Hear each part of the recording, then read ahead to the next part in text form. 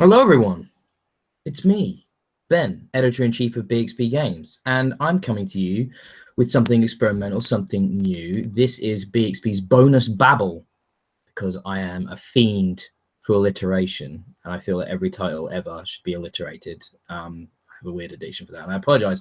But basically what this is a podcast born from a couple of factors. First of all, it's just going to be me.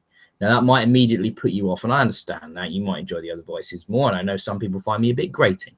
But I'm bringing this into fruition for a couple of reasons. First of all, I'm doing it because I've had people requesting on multiple occasions for shorter shows, more bite-sized shows, half an hour, hour max. I don't actually know how long this is going to run, but that's one of the reasons, is because when there's 3 or 4 or 5 of us talking, things tend to run to at least 2 hours, and like the last episode was about 2 hours 20. So I'm trying to do something a bit shorter for those that want something a bit shorter. The other reason I'm doing this is that those shows are running so long because we have so much to talk about. And I think doing a bi-weekly podcast, while it helps with our schedules, because, you know, we're all doing this for free, none of us get paid for this, we're doing it for fun, just for the love of games more than anything. I think, you know, doing it every 2 weeks for that reason, for scheduling reasons, that makes perfect sense. However, even now, in what used to be the quiet time of year, in the drought, there's so much news and so many games that when we do it every 2 weeks, we're having to cut stuff. We aren't able to talk about so much stuff. And due to my nature as EIC, I play probably the lion's share of the games. And I'm the one that usually deals with the news and the social media sides of things. So I'm the most up to date with that just because of what I do for the site. So I figured, hey, why don't I try and do a solo podcast where I just talk by myself? Now, I've not tried this before. I don't think I've ever done this before. At least not when I've been working for Bxb'S. So this could be really awful and really boring and dry, and I hope it's not, but I really don't know. So please, by all means, leave some feedback. I would also say that this is probably going to be one you're just going to want to listen to rather than watch. So make sure you head over to the iTunes feed. Look for Bxb'S Games, Bits and Bobs. It's all going to be in that feed. All our podcasts always go up in the same feed, unless people ask me to set up something separate, and then maybe I will. But for the time being, this will be in the main feed. Now, if you're not sure how to find us on iTunes, head over to bxbgames.co.uk. Check out the post for this episode. All the subscription stuff is in the post. Also, all the links to all the things I'm going to be talking about in the post, and that's really helpful. You'll find, you know, what I do is I give shout out. Most of my links come from Eurogamer. They're probably my favorite European focused video game coverage website. So that's where I usually get all the news posts and stuff. That's how I stay up to date. It's by following those guys. So I should give them the props.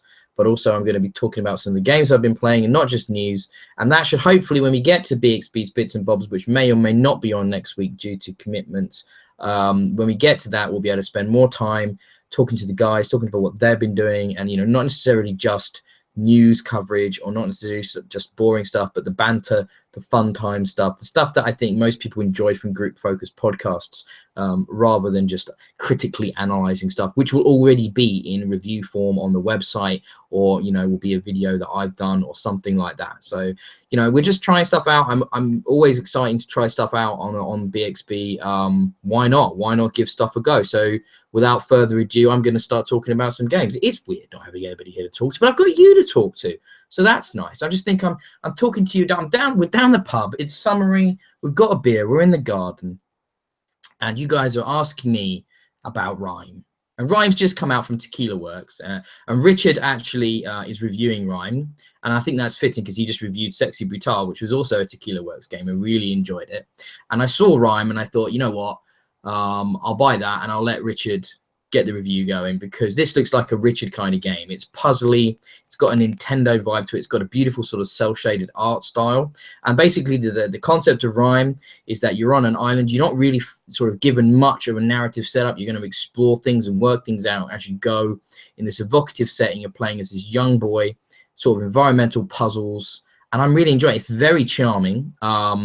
It's got a real sort of sense of style to it and a sense of place. I've been using these LucidSounds LS-30 universal headset, which I reviewed earlier in the week, and I'll talk about a bit briefly later on. But man, the music and the environmental sound design is stunning in RiME. Like, it's a really beautiful experience. I've not played that much yet, and I'm sure Richard next week will talk about it in length if we do a podcast next week.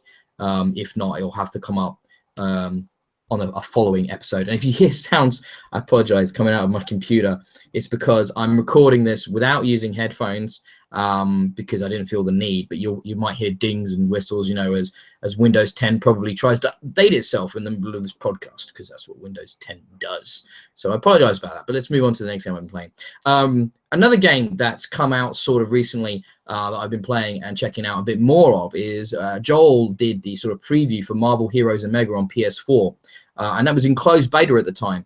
And I want to give this a shout because Gazillion have been great. You know, they're supporting our coverage of this from their end. They've been really, really helpful, very, very open. And I wanted to just talk about it a little bit because I've been back to it since the open beta launched. And immediately some of the issues I had in the closed beta, some of the QoL stuff, quality of life stuff, like menu interface lag, performance issues, stuff I can already see improvements. You know, the fact that these guys are working hard on the menu design, how snappy the menus feel, the performance in the larger sort of clash environments where big things are going on. That's really, really cool that they're doing such an active kind of development on this game. It's actually coming out a little bit later in June on Xbox, and I'm hoping to check it out on Xbox as well there because it's my primary multiplayer platform. So I'm looking forward to seeing that's not coming. It's not coming out in beta on Xbox. That's the full release coming out in June. So hopefully that means we'll maybe get some more characters. Maybe there'll be some Xbox exclusive characters. I don't know exactly what they're planning on doing, but I'm excited to see it. I've been playing more of Nova now, who's my main in that game, and I really like how he plays, but I've been trying out lots of the other characters, and there's a huge amount of variety to the play styles. And again, I look forward to discussing this a bit further with Joel. He's on holiday at the moment, which is another one of the reasons why I'm not sure we're going to have a podcast next week. We might not have enough people. We might not have enough time in our busy schedules. Life gets in the way when all you really want to do is play video games. Part of being an adult, that sucks. However, it does mean I get to run a website where I can play video games. And that's the excuse I can use with the wife. That I'm doing this. It's a second job, in inverted commas. How good is that? Anyway, moving on to this headset. I'm brandishing around my neck now in video form. Yeah, check out my review. Again, always trying new stuff here on Bxb. It's the first time I've ever reviewed hardware. And I feel like maybe I could have done a better job. Actually, no, maybe about it. I could definitely have done a better job. What I did was I shot video as I unboxed the headset for the first time, and then I cut audio over it, you know, after using the headset for about 2 weeks, maybe a bit longer, which was the actual review. Long story short, I bloody love this headset. The LucidSounds LS-30s, universal headset, compatible with Xbox One and PS4. I feel like I have to kind of go through the spec sheet every time I bring them up because I don't maybe have the depth of vocabulary to talk about them as I'd like to. Like I'd still call myself an amateur audio enthusiast, as in I can appreciate good sound. I can appreciate, you know, a well mixed 5.1 soundtrack to a film or a video game, you know, when the highs are in the right places, the directional audio feels like it's natural and coming from the right directions, that sort of thing. Definitely appreciate that. And I also appreciate that these guys, they're not like the most high end. It's about £100 UK. You can pick these up for probably a little bit less if you shop around like whatever, eBay and stuff like that. And they are just incredibly comfortable. There's so much padding on the ears and on the headband that I've just found myself doing all my gaming and watching films or TV or whatever when I'm on the Xbox without the wife and stuff like that. I've just been using these headsets constantly, combined with on Xbox now that they've brought out this sort of 5.1 virtual surround sound option on the headset, which is, again, my Xbox is my primary gaming device. So that's brilliant. Like the sound is coming through. It's hard to describe how much better it is than just using a non-amplified standard sort of stereo headset, which is what I was using before. I actually picked one up just a week before getting these to review. And, you know, that was an improvement, you know, over just a chat headset, obviously. But, you know, that was fine. It was a bit like there was a little lack of depth to the audio. It was a bit tinny. So when I switched that out for these guys, these wireless ones, which connect using the optical cable and a dongle on the console, it was night and day. I mean, the sort of the warmth of the sound, the natural tones to the mid-range and the upper tones and the lower tones, even the bass came through nicely, which isn't always something easy to do on a headset. And it sounded really, really, really good. The other thing I was impressed with, it's got like a little, I don't think I mentioned this in my review, it's got like a feedback thing where instead of just having the boom mic, which is detachable, it also has a built-in mic. And the built-in mic will work like in chat headset mode and stuff when you're on Xbox playing multiplayer. It won't be great, it won't be as good as the boom mic, which is incredibly clear, which is the feedback which I got from people when I was playing with it. But you know, the sad thing is you still have to connect the headset to the 360 controller using a cable because that's, for whatever reason at the moment, how Microsoft decided to do things that's really frustrating when you don't have to do it on PS4. But hey, you have to do it on the Xbox, and that's fine. But you know, the one thing is it's got this built-in microphone. And my wife really liked this feature because what it did was, if she was like shouting at me, get off the, fucking Xbox, come and help me with the dishes, I couldn't use the excuse, I can't hear you, because it fed the audio from the environment through the headphones. So you're not completely closed off from the world around you. And I really like that. I think that's a really cool feature. So you're not completely oblivious. Obviously you can turn the volume up and stuff and drown things out. But this headset's so cool. There's other little features. It's like I've mentioned in the review. It's got volume control on the sort of the cups of the headset itself on these two dials. One to control the mic and one to control the headset volume itself. But in addition, you can mute the mic and mute the headset because both of those dials are also giant buttons, which you can then sort of just mute that feed as well completely. So cool not having it like on a wire, on a dongle, on a stupid bit of like, superfluous plastic. It's all just integrated so nicely, and they've got such a great design to them. They're like a real grown-up pair of headphones. To be honest, I'm probably going to wear them out and about using my phone. It's a shame there isn't like a Bluetooth connectivity option immediately available for them, so you have to connect it using the non-amplified, just direct 3.5mm connection to your phone. But hey, they just look cool, man. They're just minimal and cool. That's why I gave him 5 stars. I really, really fell in love with this headset. And you might argue he's been bought off because he's been sent, a free pair of good headphones. But the more accurate thing is I probably don't have such a huge, diverse knowledge of these headphones, different audio devices, that when I am given a really nice pair, yeah, that's 5 stars because they changed my life. They're amazing, So I honestly think, that stuff is well worth the investment. Like really, really good. The improvement it's going to give you over your gaming and movie watching and everything, just fantastic, just amazing. So I've lauded enough praise onto the LucidSounds LS-30s now, and that's like their mid-range stuff. So I imagine the high-end stuff, the new set that's going to have the native connection to the Xbox is going to be even cooler. So moving on from headsets to a game I think was improved from the good audio I was actually experiencing while playing it, which is Prey. Now, my review of Prey is out. I gave it 4 stars. It really pleasantly surprised me. After my dislike of the Dishonored games, I thought Prey really nailed it. I love that setting. I love the atmosphere. I really like the alien powers and the different abilities you can get to upgrade yourself. The combat's a bit questionable at times. It's a bit ropey, and I think if I hadn't had my boomstick from early on in that game, I might not have enjoyed it as much as I did. However, I was giving the pre-order DLC code, which gave me the boomstick from almost moment 1 in that game, so I was able to really lord it over, and I just upgraded that constantly throughout playing it and made it as powerful as possible, and it was my fallback weapon at all times. I really enjoyed some of the zero-G traversal mechanics and stuff like that as well. I talked about this as well in the previous podcast, so I'm not going to harp on it about it too much, but I just wanted to mention it that now the review's out, please head over to the site, check out the full review, my thoughts on it. It's definitely a sleeper hit, and it's one worth checking out. Now, game that isn't perhaps as much of a sleeper hit, and I gave it 5 stars in my review this week, is Injustice 2. This is the best fighting game I have ever played. Just putting that out there. This is perfect for me.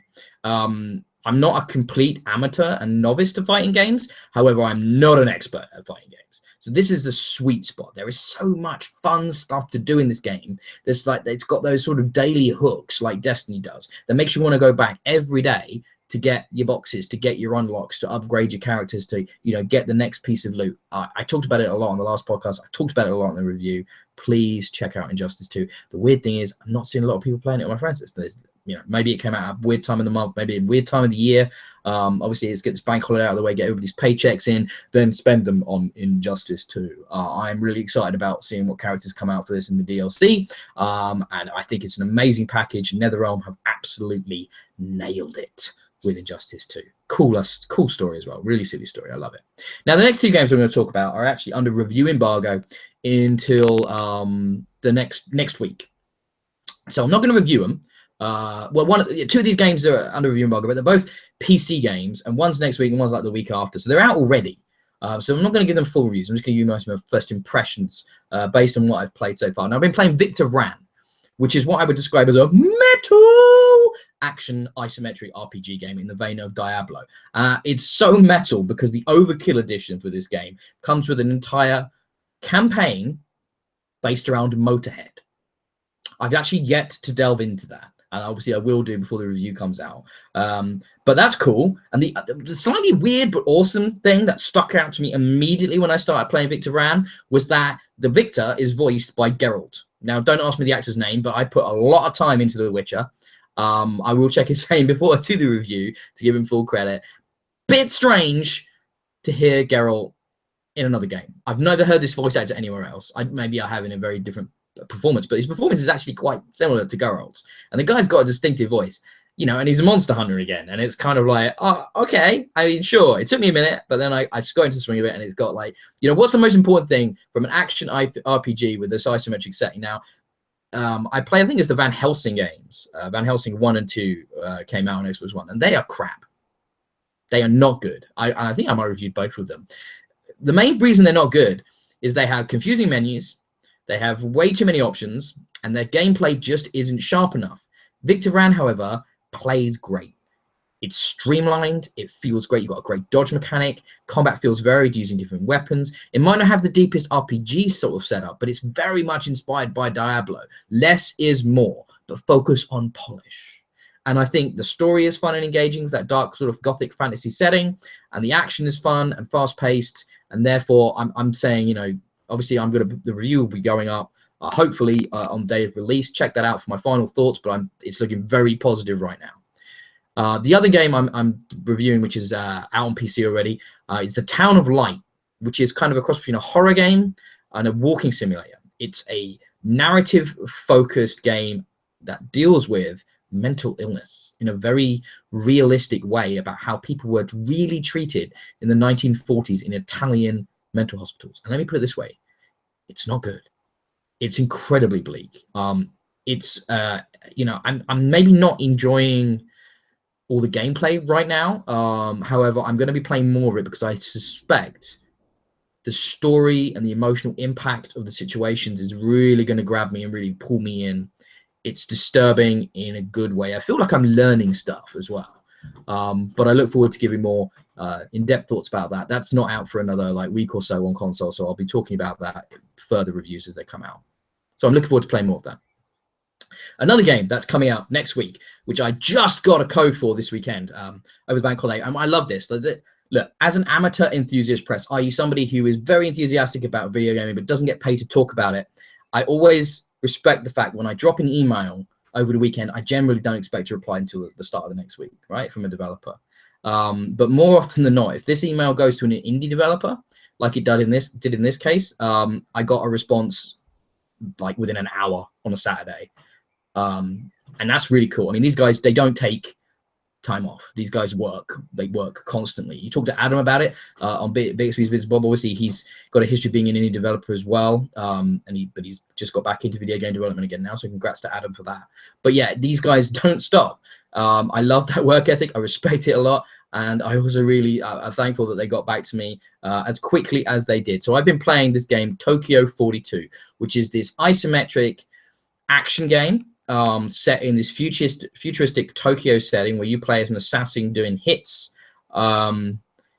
And I'm kind of early on. I can't really talk about gameplay too much right now. I don't want to talk about it too much before release, and I don't want to talk about it in too much detail because I've not played it enough yet. However, I am definitely enjoying this aesthetic of this game.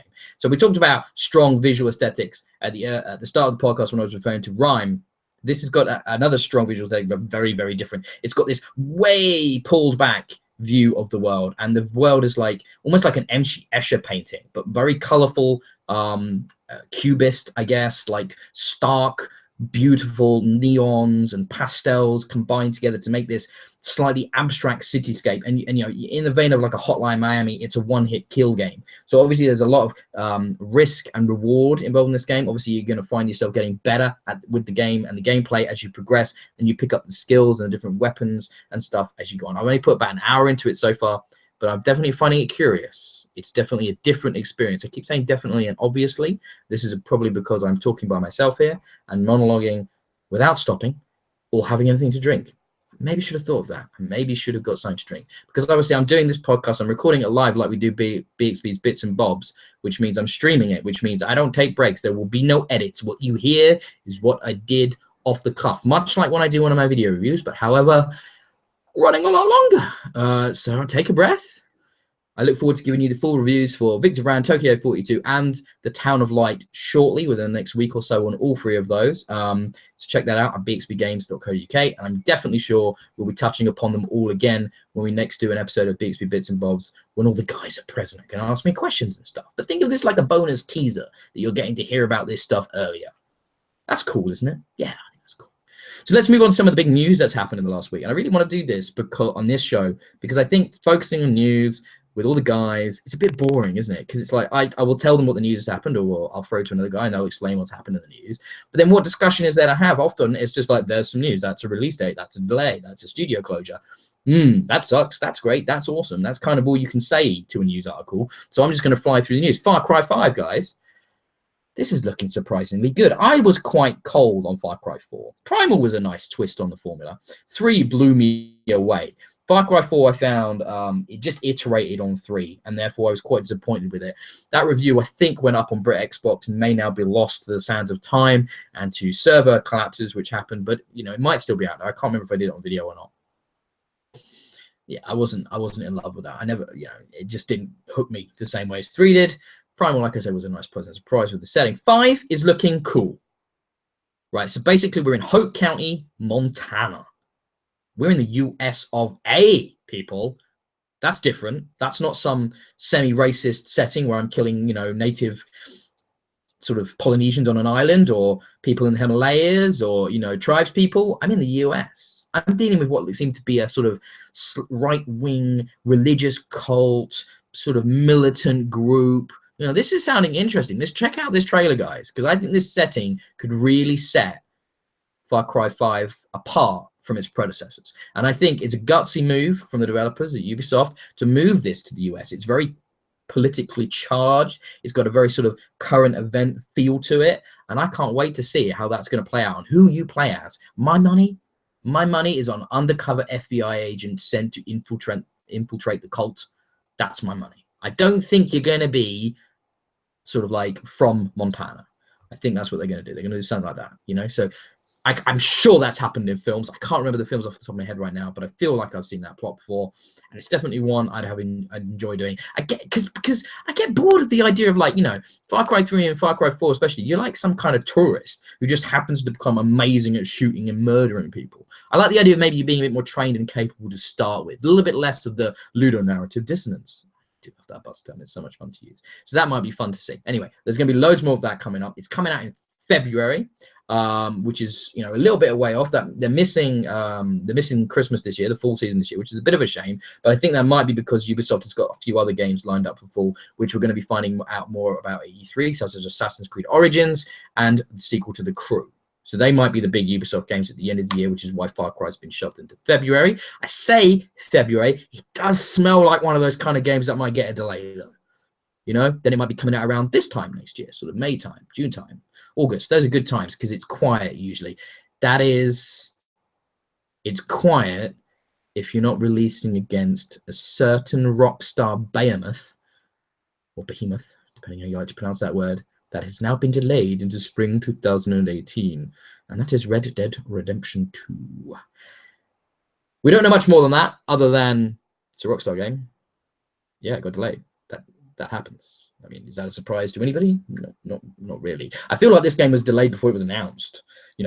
Like the announcement came later than everybody expected because it had been delayed internally. And now that it has been announced, yeah, we've got a delay. Could it get delayed again? Yes. Might it be the end of next year before we see this game?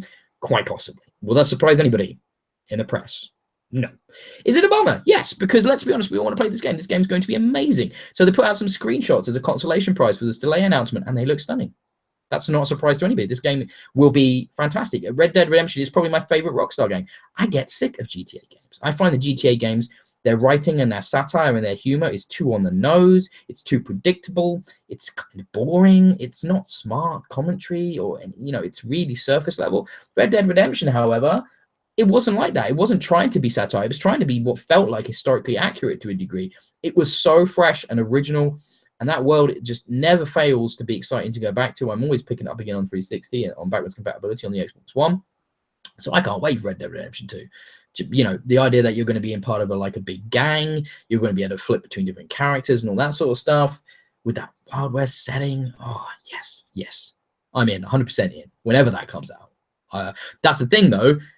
You know, we don't want to necessarily see a game which has got sort of a slight Wild West feel to it, even though it isn't. It's set in modern day Montana, Far Cry 5. You're not going to want them to release next door to each other, right?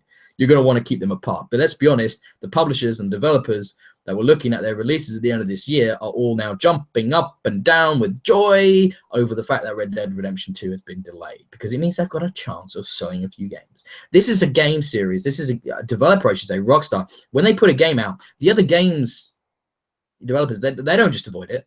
Every form of media release will avoid that week, at least, maybe more, 2 weeks, 3 weeks, be it films, be it music, be it TV, be it books, for Christ's sake. Everybody's going to want to stay away from that, because they know every consumer is going to go out and buy Red Dead Redemption 2 in that weekend. That's where their money's going. It will be going nowhere else. So whenever it comes out, it's going to be huge. Fingers crossed, it'll be awesome. I have no reason to think it won't. So, more news. Xbox Game Pass. It's out. It's happening. I've been playing around with it in preview since, well, it feels like months, which is why I think this was majorly sort of unreported by most outlets, because it wasn't that exciting, and it's kind of like, well, we've all been fiddling around with it already. So this is Netflix for Xbox. This is 100+ games available at I think it's $7.99 UK price per month. You get a 14-day trial if you sign up. It's out right now for Gold members. It's getting a full release on June the 1st, but isn't that the same thing? Because who owns an Xbox but doesn't have a Gold subscription? And you know what? I've been lurking around on the Xbox subreddit quite a bit recently, just to get an idea of what people are talking about and what issues come up and stuff like that on there. It's quite an interesting place. It's mostly quite a nice and supportive community, but, you know, it's Reddit, so that's still full of assholes. But, you know, people on there are a lot of people that post on there that don't have Gold subscriptions. It's not something everyone has. And I guess to me, as somebody who's had one since pretty much day one, without fail, you don't even consider it. It's just one of those costs that comes out, you know, every 12 months or 14 months or whatever, or monthly if you do it that way. And you don't even think about it. But yeah, there are a lot of people that don't have it. So fair enough. I guess it makes sense to do a 2-tier release. Let's be honest, anecdotally, Xbox got hammered hard because of Game Pass release. Things have been very slow on the service. There's been a lot of connectivity issues. Downloads have been even slower than normal. I've definitely noticed a few problems with downloading stuff, and there was a big problems with purchases failing to download and stuff like that, and licensing issues over the last few days. So yeah, things have been bumpy. I'm guessing because so many people have been jumping on, checking out this 14-day trial for Xbox Game Pass. And you know what? I think it's great value. If you're new to the Xbox, if you're picking up an Xbox now for the first time, an S, or if you're going to be getting one with the Scorpio, this is a cool service. This is like a way of checking out a whole bunch of games for a low cost or free for 14 days on the Xbox. Why would you not want to do that? Why wouldn't you want to do that? It's so cool. I think it's a great idea, and I think it's going to be really exciting to see where Phil Spencer takes this Xbox, and maybe it's going to progress, maybe to the point where, like Netflix, they are making games and developing games that only get released on the Game Pass. Can you imagine? Exclusive to Game Pass. That's pretty exciting. I'm looking forward to seeing what they do with this. It's the future, I think, of console gaming. Get away from brick and mortar, digital only, subscription services, you know, where you download it locally and then you can play it as long as you have the subscription. I think that's cool. I'm looking forward to seeing more. So, moving on to some more news. The Culling is coming to Xbox. This is a big deal because it's going to be the first kind of standalone battle royale game on a console, and it's coming in via the game preview program on the 2nd of June. It's sadly not PlayerUnknown's Battleground, which every major video game outlet is streaming and playing and talking about and loving and making me so fucking jealous because I don't have a PC that's good enough to run it. But I probably would on the lowest settings, but I don't want to do that. I need to build a new rig. But you know, it looks like so much fun, that game. I know I'm not talking about the Culling. The Culling we kind of talked about a few months ago, I believe it was, when Adam or Cameron or somebody played it and talked about it in review. I can't remember. It seemed quite generic. I think what looks so good about PlayerUnknown's Battlegrounds compared to the Culling is there's no fucking crafting. I don't want to be running around crafting shit when I want to be killing people or hunting people or hiding from people. You know, that's why I think PlayerUnknown is working so well, because it just, you pick shit up, you shoot people. That's a simple thing on a big map with 100 players or a bunch of teams. Man, it looks so much fun. I'm watching streams of this on Waypoint. I'm watching it on IGN. I'm watching it on Giant Bomb. These guys are just having a great time being shit for the most part. And it's so entertaining. And I'd also love to be on there streaming it and talking about streaming things. There's a little side note that it's not actually in my show notes here and won't be a followable link. Hey, guess what? Beam is now Mixer. Why not? So that's the streaming service that Microsoft owns, and they've renamed it from Beam to Mixer. Yep, that's it. I've been streaming a few bits on Beam. At least I was before my internet went to crap. Hopefully this has all been all right for you and there's not been technical problems while you've been watching this. But, you know, my like this will all be lost on the internet. It would have been a complete waste of time. But that's what you get for experimental podcasting. Woohoo! But, you know, I've been streaming a bit on Beam and it's fine. You know, I quite like it. I think it's quite a cool service that it's so well integrated into the Xbox. You know, you got to wonder, though, are you going to get the same kind of exposure from using Beam, or should I say Mixer now, as you would as a Twitch?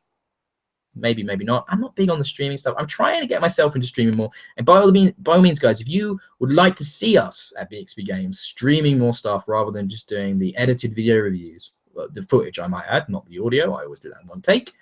If you want to see that, let me know, and I will endeavor to sort out more streaming. But it's not for me. I'm too old, you know. I like doing these live podcasts. I feel like I'm talking to you and chatting to you and interacting with you. But when I can't give you my whole attention when I'm trying to play a game at the same time. I don't know how these kids do it.